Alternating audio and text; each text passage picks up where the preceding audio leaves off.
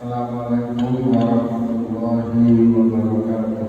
Waalaikumsalam warahmatullahi wabarakatuh. Bismillah, alhamdulillah, wassalatu wassalamu ala sayyidina Rasulillah wa alihi wa sahbihi wa man walah.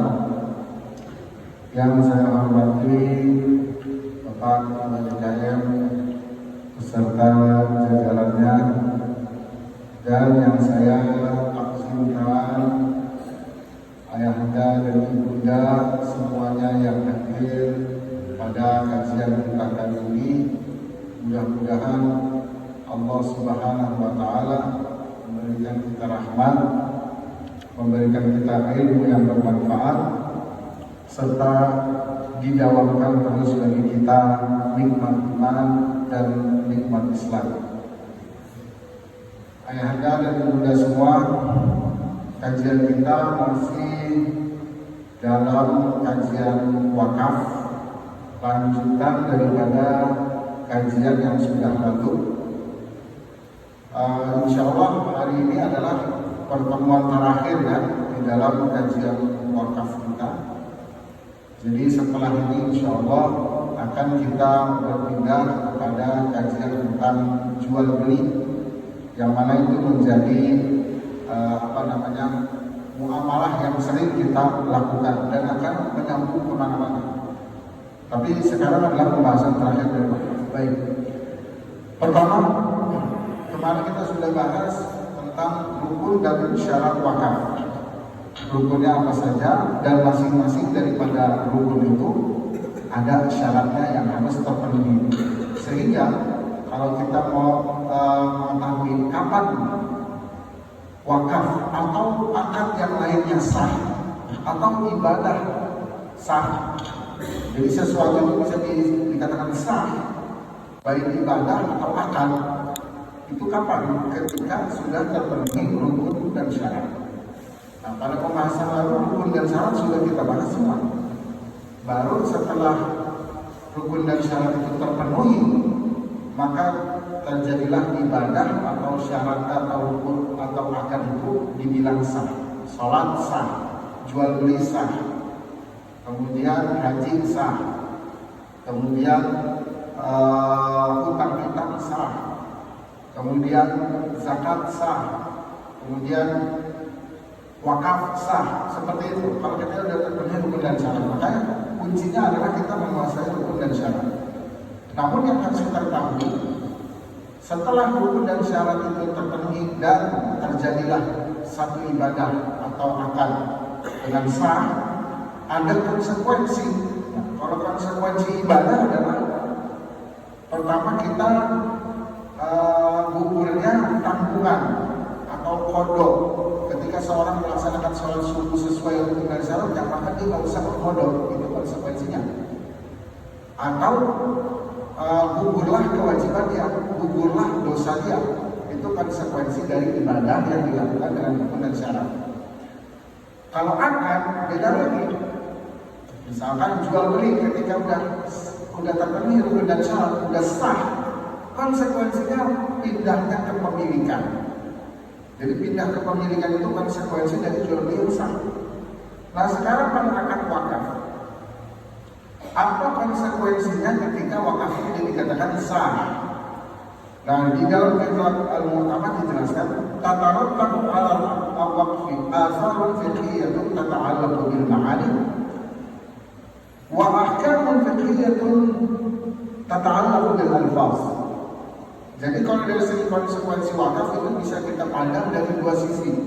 Pertama dari segi makna yang didapatkan daripada sahnya wakaf, dan yang kedua daripada lafaz yang diucapkan daripada wakaf. Jadi sekali lagi, ketika wakaf sudah sah, maka akan timbul konsekuensi. Konsekuensi ini berkaitan dengan makna satu, yang kedua berkaitan dengan lafaz, dan masing-masing nanti terbagi menjadi beberapa cabang. Yang pertama, yang berkaitan dengan makna. Kalau wakaf sudah sah, maka ada konsekuensi maknawi. Yang pertama, al-luzum.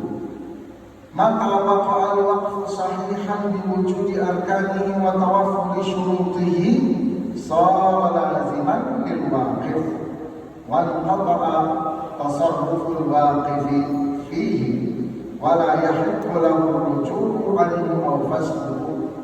Lidzalika la yathbutu fil waqfi khiyarul majlisi wa la yasihhu fihi khiyarul syarti kama sabaq khilafan lil wasiyyah. Jadi kalau sudah si pewakaf mengucapkan sudah terpenuhi rukun dan syarat yang dari si pewakaf, maka menjadi akarnya lazim. Di dalam bab muamalat ada istilah akad lazim. Apa yang dimaksud akad lazim? Akad lazim itu maksudnya akad yang tidak bisa dibatalkan. Jadi ketika dia udah terpenuhi, udah nggak bisa dibatalkan, terus lanjut, nggak bisa dia kembali lagi. Misalkan dia mau cabut, nggak janji. Saya wakafkan misalnya tanah ini kepada pesantren ini dan seterusnya, wakifnya ada, mauqufnya ada, mauquf alaihnya ada, sifatnya ada, rukun syarat semua terpenuhi. Maka si wakaf nggak boleh, nggak jadi, nggak bisa, karena akadnya lazim. Ketika sudah ada rukun dan syarat, maka dia wajib terus menyempurnakan akadnya. Maka tidak sah adanya khiyar majlis atau khiyar syarat. Berbeda dengan jual beli. Jual beli itu punya khiyar. Khiyar itu waktu yang diberikan untuk berpikir. Ada dua nanti. Ada khiyar majlis. Jadi seorang itu bisa memilih kembali mau dilanjutin nggak jual belinya selama jadi majlis. Jadi dia lihat dulu, misalnya saya beli barang ini, misalnya handphone. Tapi dia lihat dulu ada nggak kerusakan, ada nggak ini. Kalau ada kerusakan, ada sesuatu yang cacat, dia bilang nggak usah, nggak jadi deh. Itu boleh jual beli. Jadi nggak jadi deh dalam jual beli boleh. Kalau ada sesuatu yang membolehkan dia untuk membatalkan jual beli, itu namanya khiyar majelis sebelum dia berpisah dari majelis jual beli. Kalau ada yang namanya khiyar syarat itu adalah memilih antara lanjut jual beli atau tidak. Kalau dengan syarat di barang itu nggak ada cacat. Jadi saya beli barang ini tapi syaratnya nggak ada cacat ya. Selama 3 hari, jadi selama 3 hari saya perhatiin terus. Misalnya saya beli mobil, syaratnya nggak boleh ada cacat. Jadi saya perhatikan mobilnya, saya pakai, saya perhatikan selama 3 hari, kok nggak ada masalah, lanjut. Kalau tahu-tahu misalnya mesinnya turun, oh nggak jadi dia jual beli, itu nggak boleh. Nah, kalau khiyar ada di dalam jual beli, tetapi yang nggak ada adalah di dalam wakaf. Jadi nggak ada wakaf, nanti saya pikirin dulu 3 hari ketika rukun dan syarat sudah terpenuhi. Maka sebelum wakaf, dia harus mikir dulu. Sebelum dia mewakafkan, jangan sampai nanti ketika udah diwakafkan, dia bilang, coba nanti saya pikirin, secara syariat Islam nggak boleh, dia wajib terus. Dalilnya apa? Dalilnya adalah yang diriwayatkan dari Ibnu Umar radhiyallahu taala. Anna Nabi sallallahu alaihi wasallam qala li Umar radhiyallahu anhu. Rasulullah bersabda kepada Sayyidina Umar tentang wakaf. In syi'ta habbasta aslaha. Kalau kamu mau, maka kamu tahan aslaha, maksudnya asas fondasi daripada barang yang diwakafkan. Jadi jangan dirubah-rubah. Wa tasaddaq biha, kemudian kamu bersedekahkan dengan wakaf. Wala tuba, tidak boleh dijual beli. Wala tuhab, dan tidak boleh dihibahkan. Wala tuwaraf, dan tidak boleh diwariskan. Jadi dari hadis ini maksudnya adalah ketika dia nggak boleh jual beli, ketika dia nggak boleh menghibahkan, mewariskan, berarti ini akadnya lazim, harus disempurnakan jalan terus, nggak boleh balik lagi. Wa yaqul waqfu laziman fil hal, sawabun adafahu ila ma ba'da al-maut aw lam yudhifhu. Wa sawabun sallamahu am lam yusallimhu, li'annahu la yushtaratu al-qabdu fil waqfi. Wasawabun hukima yuhakama bihi qawlin aw la. Wasawabun kana waqfu ala jihatin aw syakhsin. Jadi wakafnya itu menjadi lazim menjadi harus terus disempurnakan, dijalankan wajib ketika terpenuhi rukun dan syarat. Itu filham, pada saat itu juga udah saya serahkan, udah surat-suratnya, ada waqif, ada mauquf alaih, ada sifat. Pada saat itu juga akan lazim. Baik dia ucapkannya itu setelah wafat, misalnya saya wakafkan setelah saya wafat, atau dia nggak mewakafkan pas saat wafat, pas saat itu juga tetap dia jadi lazim. Baik barang yang langsung diterima oleh si mauquf alaih, mobil misal diwakafkan langsung diterima atau tidak langsung diterima, baik qadhi atau hakim itu memutuskan atau tidak, pokoknya selama rukun dan syarat terpenuhi, itu akannya menjadi lazim, tidak boleh rujuk kembali. Wa idza lazima al-waqf imtana'at at-tasarrufat al-qadihatu fi al-arad al-waqf wa fi syartihi wa sawa'un fi imtina'iha al-waqf wa ghayruhu min warathatihi wa ghayrihim kal bay' wal hiba wal rahan wa ghayrihim. Dan kalau arti daripada kelaziman akad wakaf itu artinya apa? Artinya dia sudah tidak boleh lagi diotak-atik, tidak boleh lagi diperjualbelikan di apapun itu, tidak boleh dari seorang wakif. Jadi sudah benar-benar putus. Itu konsekuensi pertama.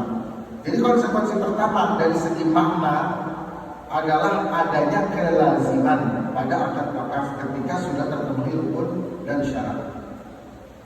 Yang kedua, intiqalul milki, berpindahnya kepemilikan. Ketika sudah ada rukun dan syarat terpenuhi, maka kepemilikan pindah. Sudah bukan milik si wakif lagi. Mata tamman insya'ul waqfi, mata tamman insya'ul waqfi intaqala al-milku fi raqabatil mawquf, sawa'un kana li mu'ayyanin aw li jihatin ila Allah fil afham. Li'annahu habsu 'ainin wa tasbihu manfa'atin 'ala wajhi al-qurbah. فأزال الملك إلى الله بأن ينفك عن اختصاص العالمين فلا يمتع ولا يوهب ولا يوهب.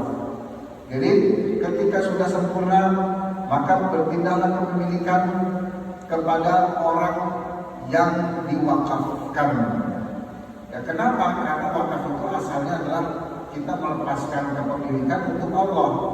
Nah, untuk Allah ini kita hibahkan kepada siapa? Kepada lembaga atau perorangan, maka menjadi milik dia. Sawa'un kana mawqufu iqaran kadar wal ardu wal jirawi wal ardu wal bi'ri aw manqulan kas-sajarati wal maktabi was silahi wal farshi wal alat. Yang diwakafkan itu baik berupa properti seperti rumah, tanah ataupun sumur, atau yang dia yang non properti yang bisa dipindah-pindahkan seperti mobil, kemudian meja, senjata, kasur atau alat-alat perumahan lainnya. La yasbutul milku lil mawqufi ala wa la yasbutul mawqufi ala al-milku lil mawqufi alaihi wa la yaqbalu al-waqif bal yazul milkuhu 'anil 'ain li'anna al-waqfa sababun yuzilu milkahu 'an at-tasarruf bil 'ain wal manfa'ah. Kepemilikannya juga harus dipahami, bukan milik si wakif lagi yang mewakafkan, juga bukan milik pihak yang diwakafkan. Nah, ini harus diingat menjadi dua, bukan milik si pewakaf, bukan milik yang diwakafkan. Kemudian kenapa seperti itu? Karena sejatinya akad wakaf ini menghilangkan kepemilikan daripada tasarruf, itu nggak boleh diotak-atik lagi. Jadi ini yang harus kita paham. Itu yang kedua ya, Bapak-bapak, yaitu berpindahnya kepemilikan. Yang ketiga, manafi'ul mawquf, manfaat atau mengambil manfaat dari barang-barang yang diwakafkan. Innal waqfa yufidu intiqala haqqil intifa' bimanafi'il mawquf ila al-mawqufi alaihi sawa'un kana mu'ayyanan aw ghayra mu'ayyanin khassan aw 'amman wa tusbihu manafi'ul mawqufi milkan lil mawqufi alaihi. Ya. Kalau wakaf itu sudah sempurna, maka hak untuk mengambil manfaat. Nah, ini jadi bedakan antara hak mengambil manfaat atau hak memiliki barang itu. Kalau barang itu tidak dimiliki siapa-siapa, Tapi kalau manfaat itu dimiliki oleh pihak yang diwakafkan. Nah, sekali lagi ya, Bapak. Ada barang, ada manfaat. Misalnya saya mewakafkan mobil untuk pesantren. Itu barangnya mobil, gak dimiliki oleh saya, gak dimiliki oleh pihak yang diwakafkan. Itu kalau barang. Tapi kalau manfaatnya, pengambilan manfaatnya, bisa dimanfaatinya, itu punya hak si orang yang diwakafkan. Maka di sini ketika barang sudah diwakafkan, yang berhak untuk memanfaatkan adalah si orang yang diwakafkan. Fa'inkan al-mawqufu alaihi aidan, baik yang diwakafkan itu pihak yang tertentu atau tidak tertentu. Saya wakafkan mobil ini kepada si fulan bin fulan tertentu, atau tidak tertentu, saya wakafkan kepada pesantren. Jadi mau siapa aja yang bisa memanfaatkan, itu tidak tertentu. Wa yamliku al-mawqufu lahu mu'ayyan fawaid al-mawquf hasila ba'dahu 'inda al-itlaq aw bisyarti annaha lil-mawqufi 'alaihi waqta kadza takamul al-ashjar al-mawqufati 'alaihi wa asaliha. Jadi si mawquf, orang yang diberikan wakaf itu berhak mengambil manfaat yang dihasilkan daripada barang diwakafkan. Misalkan tanah diwakafkan, kemudian oleh si pihak yang diwakafkan ditanamkan pohon mangga, maka mangga yang ada itu, yang lahir, yang tumbuh daripada pohon mangga itu berhak dikonsumsi oleh si yang diwakafkan, bukan oleh si wakaf. Ini bagi yang wakafnya muayyan, yang tertentu pada orang. Saya wakafkan, misalnya fulan bin fulan, saya wakafkan pohon mangga ini atau tanah ini kepada fulan bin fulan. Oleh si fulan bin fulan ditanamin pohon mangga, pohon mangganya berbuah, maka dia berhak untuk mengambil mangganya. Itu bagi yang tertentu. Amma idza kana al-mawqufu alaihi ghairu muayyanin. Sedangkan kalau yang diwakafkan itu tidak tertentu, seperti buat orang-orang fakir, seperti buat orang-orang yang berjihad, seperti para penuntut ilmu, fa innahu la yamlikuna manfa'atal mawquf wa innama yamlikuna haqqal intifai biha bi anfusihim faqat wa la yantafi'una biha an tariqi ghairihim bil ijarati aw al-i'arah. Kalau wakafnya itu tidak muayyan, saya wakafkan mobil ini buat para penuntut ilmu. Nah, penuntut ilmu ini hanya boleh memakai mobil itu aja, nggak boleh nanti mobilnya disewakan, kemudian dia ngambil untungnya. Kalau wakafnya bukan kepada orang tertentu. Kalau pada orang tertentu kayak yang tadi boleh, saya wakafkan kepada si fulan bin fulan mobil. Oleh si fulan bin fulan mobilnya disewain, kemudian dia dapat untung, dia berhak, dia ngambil. Tapi kalau wakafnya bukan buat tertentu, maka tidak boleh diambil manfaatnya dengan jalan menyewakannya atau dengan jalan meminjamkannya. Jadi mobilnya disewa mobil sehari 100.000, nggak boleh. Itu kalau wakafnya bukan untuk yang tidak tertentu. Kemudian, jadi yang ketiga itu adalah manfaat mauquf, ya, konsekuensi yang ketiga, manfaat dari barang yang diwakafkan itu tidak boleh dimanfaatkan.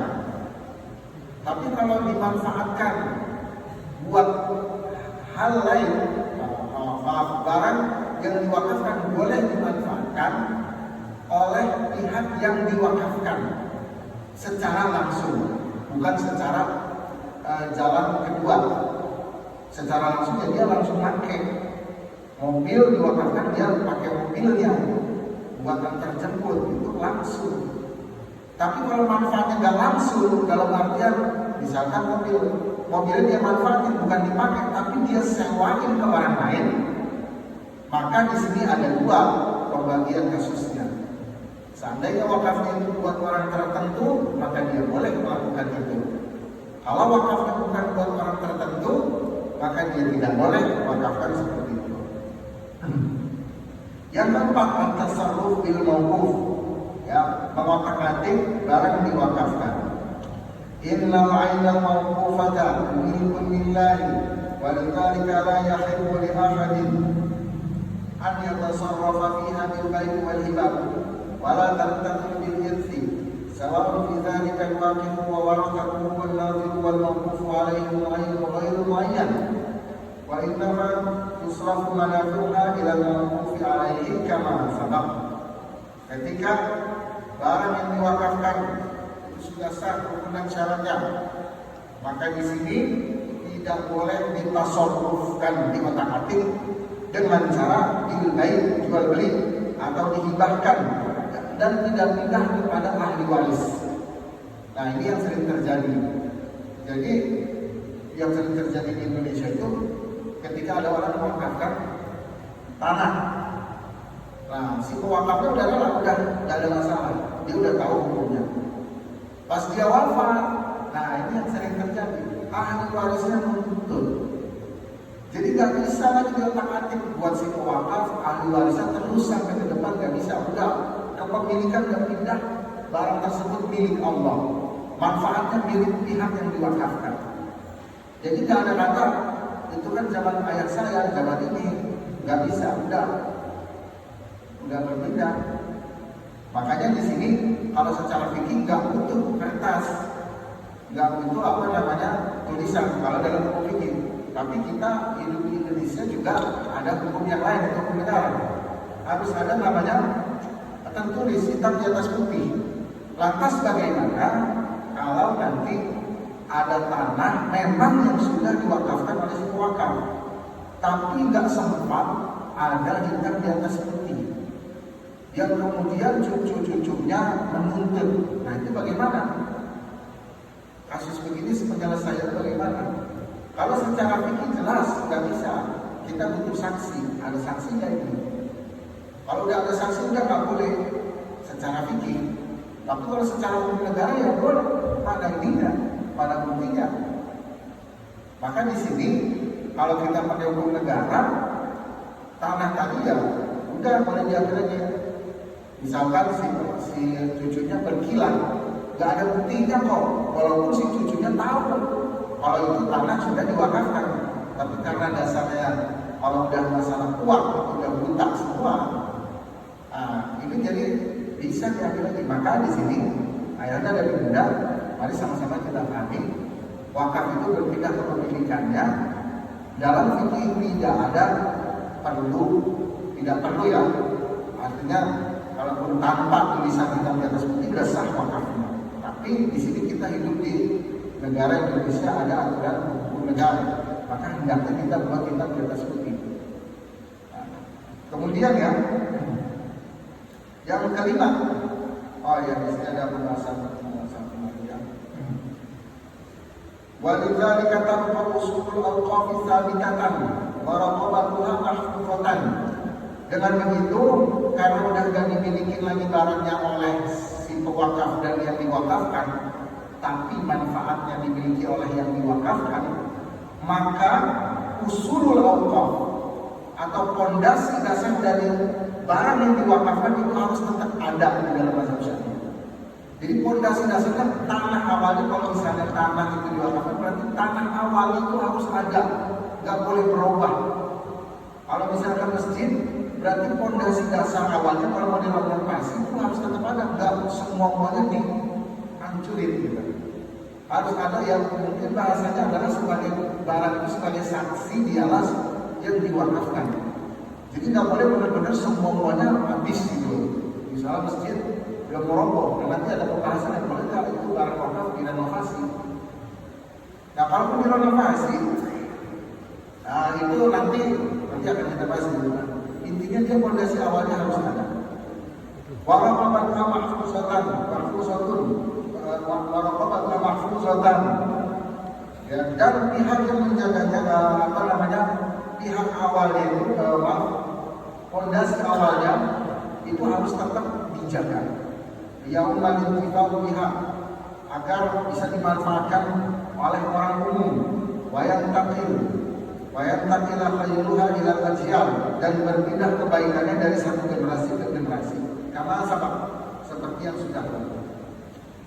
Lakin yajuzu bai'u qusadil masjid idza buliyat aw juduril bait idza kasar.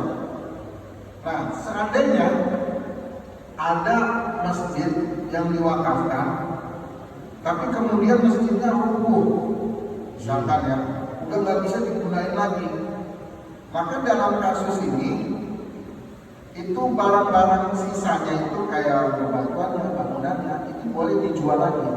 Kenapa? Karena manfaatnya udah hilang. Manfaatnya sudah hilang. Kalau udah rubuh ya, seandainya. Kalau sudah rubuh maka dia boleh barang yang hancurnya itu untuk dijual. Jadi selama udah nggak bisa dimanfaatkan. Ini nanti saya akan bacakan beberapa permasalahan. Saya pernah ditanya ini, ada kasus yang musola yang sudah rapuh, dia wakaf. Kebetulan di kampung sebelah itu ada masjid yang baru dibangun. Jadi si musola ini kalah jamaah dengan masjid yang bagus di depan sana.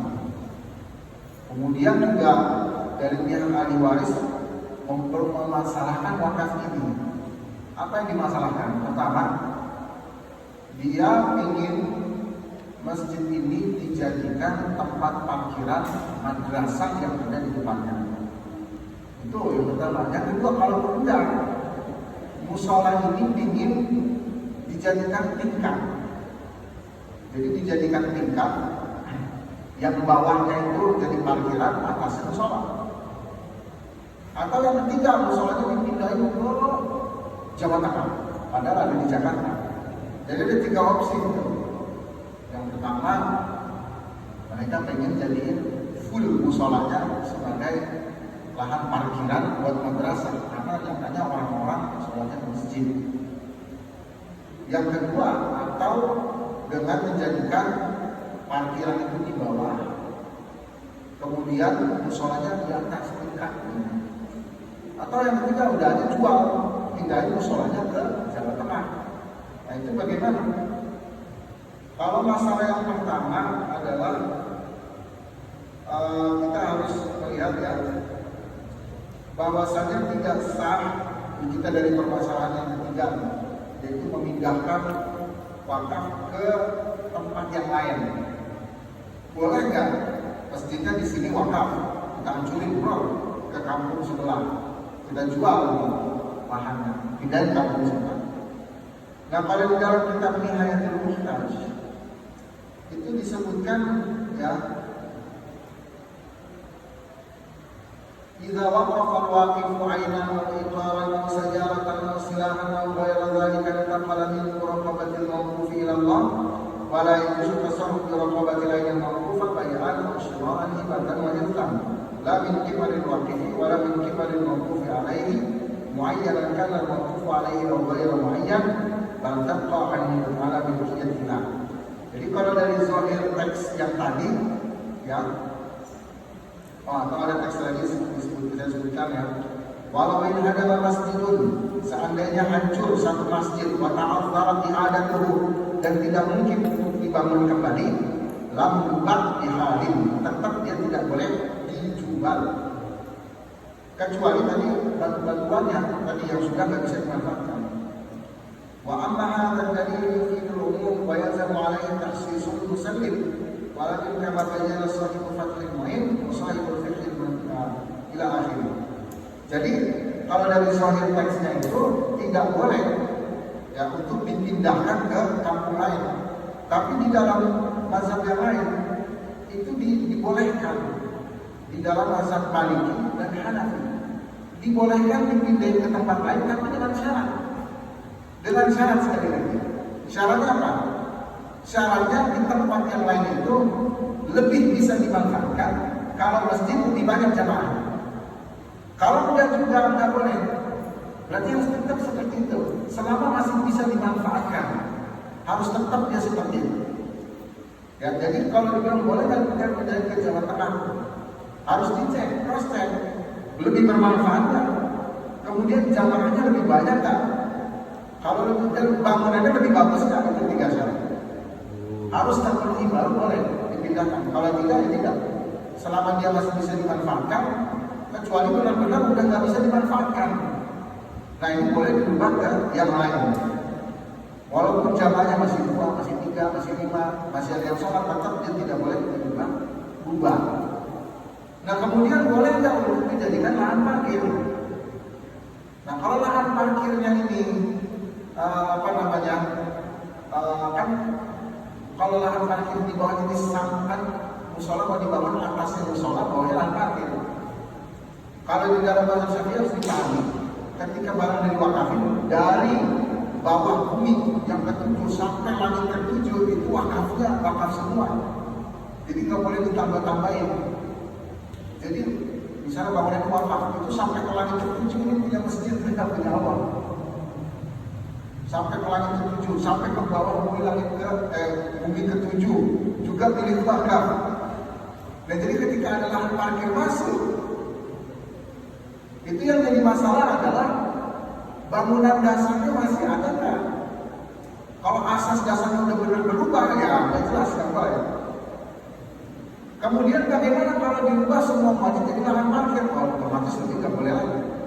Nah jadi ini yang harus dipahami. Tapi lagi-lagi kalau ketika sudah berkaitan dengan harta semua buta. Jadi akhirnya bagaimana caranya biar bisa? Nah ini yang harus kita pahami. Kemudian kita lanjut ya di kitab Al-Mu'tamad. Disebutkan lagi dia supaya usul masjid tidak kuliah. Audufil baik kita kasarat.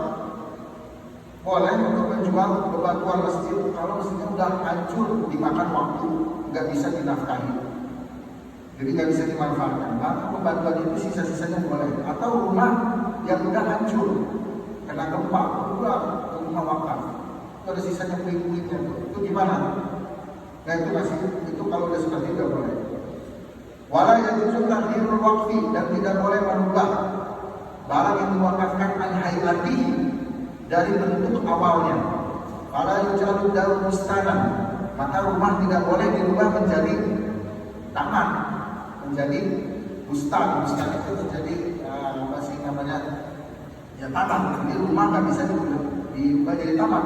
Wala hamaman, tidak boleh rumah yang diwakafkan dirubah jadi WC umum. Wabil aksi atau sebaliknya, ini diwakafkan buat WC umum dirubah jadi rumah. Wala yubna fil ardi mawqufati maqbaratun, dan tidak boleh dibangun di atas tanah yang diwakafkan satu pekuburan pun. Wala yattakhidhuha bustanan, dan tidak boleh mengambil pada barang yang diwakafkan diambil dijadikan taman. Jadi misalnya dia musola, kita ubah setengah musolanya jadi taman, nggak bisa. Inna kanat al-ardu mayaran wa ja'ala al-ardu al-ardu fil mayaran wa maslahah. Kecuali kalau tanahnya itu sudah benar-benar ambruk. Kemudian wa ja'ala al-waqif ila nadir fil mayaran wa maslahah. Wa ja'ala al-waqif ila nadir fil mayaran wa maslahah. Kemudian si pewakaf itu dia menjadikan nazirnya sebagai penentu maslahat enggak sebagai nanti wakaf. Jadi itu yang keempat ya Bapak. Yang keempat ini poinnya, ketika udah rukun dan syarat terpenuhi, maka tidak boleh ditasarrufkan. Tasarrufkan itu apa? Dijual, dibeli, diubah asasnya. Kalau untuk diperbaiki boleh kan? Boleh, asal tidak berubah bentuk awalnya dan asasnya masih ada, asas fondasi awal. Kemudian yang kelima adalah nafaqatul mawquf, dari mana biaya untuk perawatan barang diwakafkan. Idza ihtaja al-waqf ila nafaqatin at-ta'ami lid-dawam wa at-tarmimi lil-binah wal islahi lil-alat fa yunfaq alayhi min haythu syarat al-waqif li'anna qabla syarat al-waqif min ta'yin al-mawquf alayhi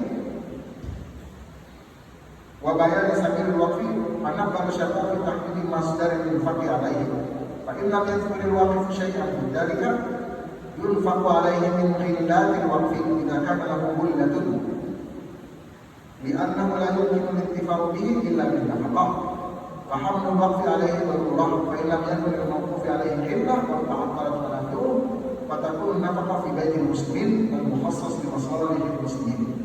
Jadi dari mana ini biaya perawatan? Ada 3 Pak ya. Pertama, bisa dari sebuah wakaf kalau dia mensyaratkan dirinya. Saya wakafkan rumah ini buat tahfiz. Nanti kalau ada biaya apa-apa, saya yang tanggung. Berarti dia yang harus biayain. Yang kedua, kalau si pewakafnya itu nggak ngomong, berarti kita lihat. Kalau si barang diwakafkan yang bisa dimanfaatkan untuk dihasilkan sesuatu, maka nanti boleh kita ambil biaya perawatan. Barang yang diwakafkan dari sesuatu yang bisa dihasilkan dari situ. Misalkan tanah, dia bisa menghasilkan buah mangga dan buah mangga. Kita jual mangganya untuk perawatan di situ, maka ini dari situ biayanya. Kalau dia nggak punya biaya juga, nggak menghasilkan, maka yang ketiga ini yaitu dari baitul mal wal muslimin. Jadi kalau zaman sekarang mungkin nggak ada baitul mal yang benar-benar baitul mal. Jadi dari mana dong? Ya dari orang yang ingin bersedekah aja. Orang mampu dia ingin bersedekah, siapa yang mau membiayai rumah wakaf ini silakan, itu boleh. Kemudian yang keenam berkaitan dengan halalul mawquf, hancurnya barang yang diwakafkan. Idza halakatil ainul mawqufah tarattaba alaihi dzalika ahkamun. Kalau barang diwakafkan hancur, bangunan hancur, rumah ketabrak, mobil ketabrak, nggak bisa dipakai lagi, itu gimana? Ya, di sini ada beberapa spesifikasi ya. Pertama, idza mata bil bahimatil mawqufatu tussal ikhtassal mawquf alaihi bi jildiha li'annahu awla biha min ghairihi fa idza dubira rajulu ala waqfan fa yantafi'u bihi wa la yubali al-waqf mustamiran. Jikalau yang diwakafkan ini bahimah, hewan-hewan ternak kayak kuda, sapi, kemudian meninggal mati, itu hewannya, maka si pewakaf atau pihak yang diwakafkan boleh memanfaatkan kulitnya. Ya, fa'idah dibal jildu ada wakfan fa'idah kulit. Kalau ya kulit domba atau kulit sapinya ini udah dikuliti, ya kan ada di kulit itu dibersihin, maka kulitnya itu menjadi wakaf buat dia. Masih ada wakafnya, ya. Maka tidak boleh dijual belikan agar wakafnya itu terus berjalan. Kemudian idza balaghat dabbatu lahmi wa quti'a bi mawtiha jaza lil mawqufi alayhi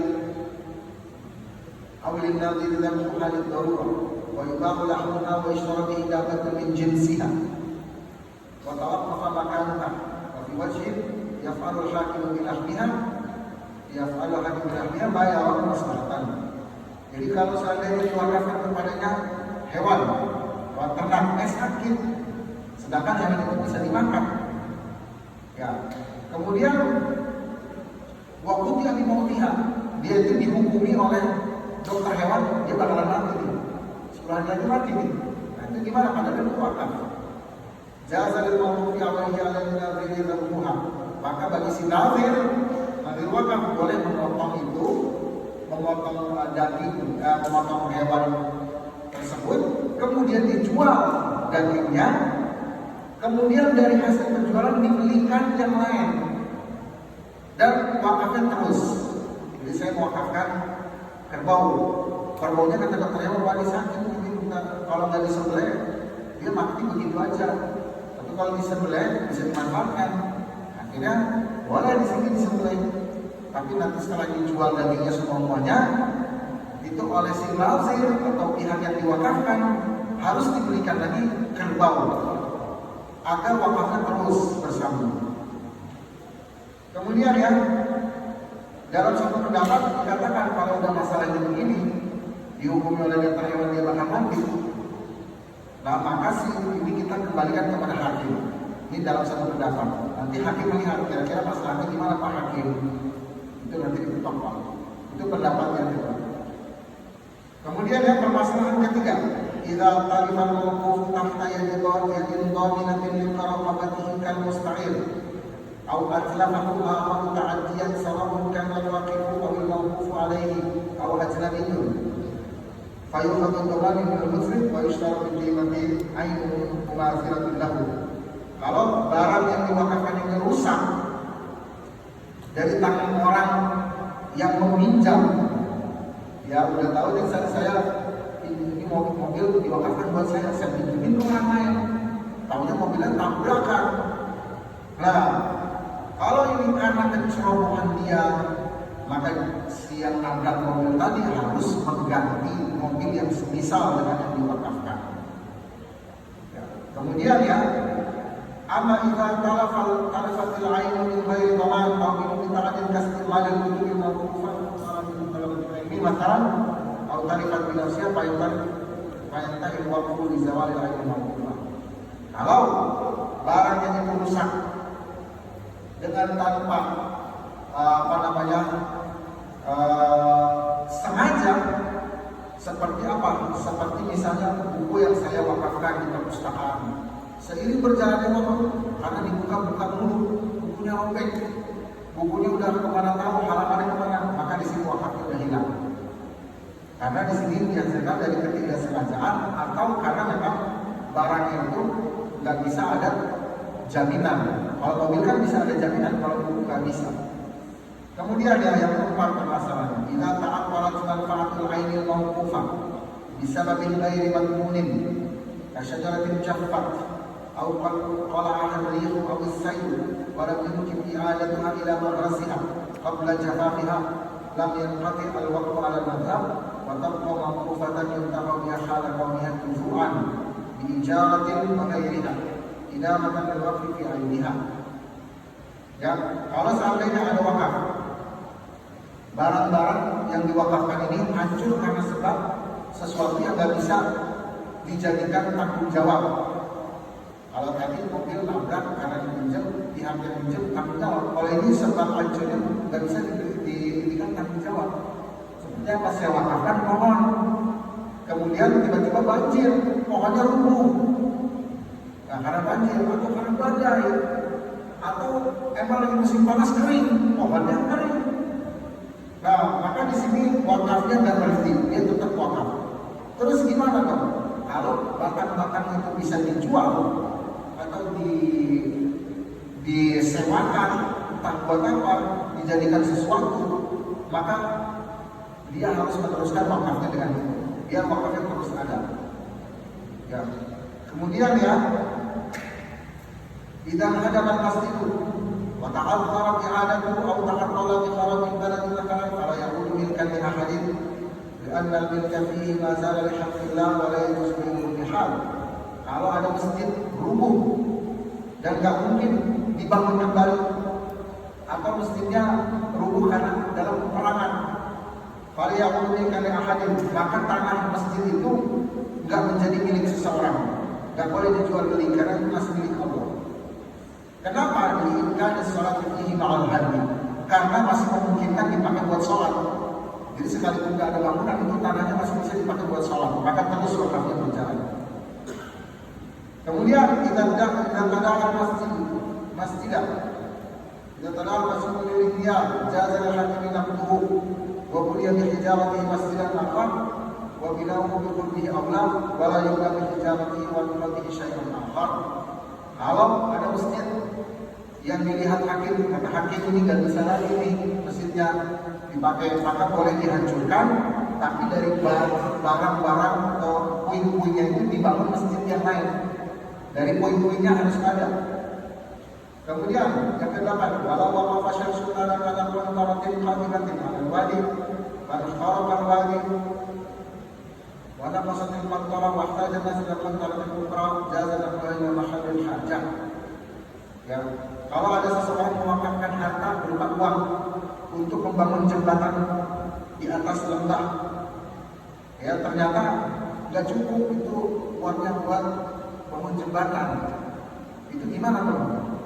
Maka di sini dia bangun di tempat lain yang kira-kira cukup seperti itu. Kemudian yang maupun mauqufi alaihi, wafatnya pihak yang diwakafkan. Jadi waktu yang diwakafkan itu ada yang tertentu, ada yang tidak tertentu. Sekarang kalau yang tertentu gimana? Jika kana mauqufu alaihi ainan muayyanan, muayyanan al-waqfu an al-waqfa yantahi ba'da wujihatin ammah, faqawli waqfu hadha al-bina bi fulan fa'ala al-fuqara famata al-mauqufu alaihi al-awwal intaqala ila al-fuqara. فإذا انتصر على غير الموقوف عليه الموقوف عليه ولم يحدد تصريفا آخر كان الموقوف منقطع الآخر كما سبق فإن مات الموقوف عليه بقي الموقوف وقفا ثم صرف لأقرب الناس بالوقف. Jadi bagaimana nih kalau pihak yang diwakafkan wafat? Kasus pertama, si pewakaf mewakafkan kepada orang tertentu, kepada si Ahmad bin Fulan, orang tertentu. Maka ketika saya wakafkan mobil kepada Ahmad bin Fulan, maka ketika si Ahmad bin Fulan wafat, itu wakafnya tidak diterusin ke ahli waris atau ke yang lain, dan itu sudah selesai. Ini kembali kepada siapa? Ya, saya salurkan wakaf ini kepada orang terdekat saya. Kalau saya nyebutin, saya wakafkan kepada Ahmad bin Fulan, kemudian kepada para orang fakir setelah dia wafat, maka setelah Ahmad bin Fulan wafat, wakaf itu berpindah kepada orang-orang fakir. Itu kalau saya jelaskan. Kemudian idza waqafa syakhsun daran ala syakhsaini muayyanaini thumma ila fuqara fa ma ta'khudhu fa yasiru yusra ila akhir fil asah. Kalau ada orang mewakafkan kepada orang tertentu, dua orang, saya wakafkan ini kepada Ahmad dan kepada Zaid, kemudian kepada orang-orang fakir. Zaidnya wafat, ya udah berarti Ahmad dulu sebelum kepada orang fakir. Kemudian ya, bila waqafa syakhsun daran ala syakhsaini wa fassala faqad arrafa ala kulli minhuma nisfa ad-dar thumma ala al-fuqara fa huwa waqfan fala yakunu nasibu baiti minhuma lil akhar bal yantaqib ila al-fuqara. Kalau saya wakafkan misalkan rumah atau misalnya di rumah, saya wakafkan kepada Zaid dan kepada Muhammad. Tetapi Zaid setengahnya, bagian kanan setengah kanan. Kemudian Muhammad setengah kanan. Muhammad wafat. Kemudian saya bilang, ya, jadi si Zaid setengah kanan, Muhammad setengah kiri. Kemudian saya bilang, setelah itu saya wakafkan kepada para fuqara. Kalau si Zaid wafat, maka Ahmad tidak berhak memiliki setengah yang sebelah kanan, itu pindah kepada orang fakir. Begitu juga si Muhammad, kalau dia wafat, pindahnya ke fakir, bukan kepada Zaid. Lantas kalau saya ingin menjelaskan habis mereka wafat ke fuqara, pindah ke mana? Pindah ke orang yang terdekat dari saya, pindahnya ke situ. Nah, itulah yang berkaitan dengan konsekuensi wakaf dari segi maknanya, dari segi maknawi, bukan dari segi lafzi. Ini dari segi lafzi saya sebutkan aja cepat beberapa ya. Pertama, aulad dari segi lafaz, jika ada seorang pewakaf mengatakan saya wakafkan taman ini kepada anak-anak saya, walau auladin fi waqti asah di annahu walad tentang hakikatan ala walad sunni.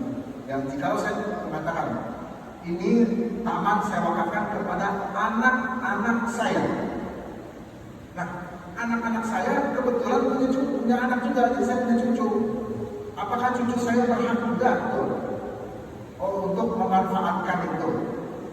Berhak apa enggak ini kira-kira? Nah, di sini para ahli fikih memecahkan masalah dari segi bahasa. Jadi kata para ahli fikih, dari segi bahasa yang namanya anak itu anak kandung, bukan cucu. Maka cucu nggak ikut campur. Jadi ketika saya bilang saya wakafkan kepada anak-anak saya, kebetulan anak saya punya anak lagi, artinya saya punya cucu, maka cucu saya nggak berhak, hanya kepada anak saja. Fa'in lam yakun lahu illa auladin fayuman lafzu alaihi wujudil khalil. Kalau seandainya anak saya sudah wafat semua, yang ada cucu saya, terus saya bilang ini taman saya wakafkan kepada anak-anak saya, maka yang dimaksud anak-anak saya adalah cucu. Kenapa? Karena anak-anak saya yang kandung sudah meninggal semua. Kemudian ya, walau sarrafa bi aulad al-aulad syamil al-waqful jadid qat'an, kecuali kalau saya menjelaskan, menegaskan, mentekskan atau mensuratkan taman ini untuk anak saya, berikut anak-anaknya, berarti cucu ikut. Kemudian berarti di sini ayat ada beda. Yang harus kita perhatikan dalam wakaf ini sigotnya, lafaznya juga harus kita perhatikan. Nggak asal wakaf kemudian kita nunggu cucu saya nggak dapat, ya kan nggak hilang begitu. Berarti wakaf itu dalam sirot dan lafaznya juga penting. Kemudian ya, at-tasfiyatu bainal aulad, menyamaratakan di antara anak-anak. Idza qala al-waqif waqaftu ala auladi wa auladi istahaqqa al-waqfa jami'uhum wa la tartiba. Jikalau orang suruh wakaf ngomong, ini saya wakafkan kepada anak saya dan anak dari anak saya, maka semuanya sama rata bisa memanfaatkan yang diwakafkan, tidak dibeda-bedakan siapa yang lebih unggul. Nah, itulah yang bisa saya sampaikan berkaitan dengan konsekuensi daripada hukum wakaf. Insya Allah nanti di pertemuan mendatang kita sudah pindah ke bab yang lain, yaitu ke bab jual beli. Sekian yang bisa saya sampaikan. Baik.